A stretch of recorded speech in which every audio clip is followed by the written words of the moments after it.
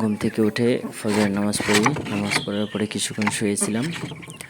তো এর পরবর্তীতে উঠে পাখিরে খাবার টাবার দেওয়ার জন্য যাই, ওদেরকে খাবার দেই। পরবর্তীতে চিন্তা করলাম যে আজকের আমি খোপ দুইটা ছাড়বো। তো খোপ ছাড়ার জন্য যাই, প্রথমে আমাদের যেই খোপটার ভিতরে বাচ্চা মুরগিগুলো রাখছিলাম তো সেইগুলা ছাড়ি।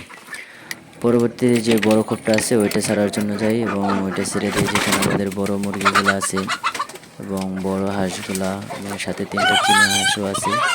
তো ওগুলাকে ছেড়ে দেওয়ার পরে ওরা যেই ডিম পারছে, হাঁসে ডিম পাড়ে রাত্রবেলা, তো সকালবেলা বের করতে হয়। তো আমরা ওদেরকে ছেড়ে দেওয়ার পরে ওদের ডিমগুলা বের করব। এখন শেষমেশ বাকি আছে 2টা হাঁস এবং একটা মুরগি। ওইটা বের হলেই ওদের যে বাসা আছে ওখান থেকে আমরা ডিম বের করব।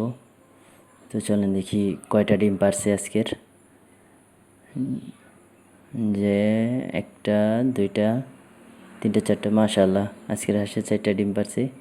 তো ডিমগুলো অনেক বড় বড়।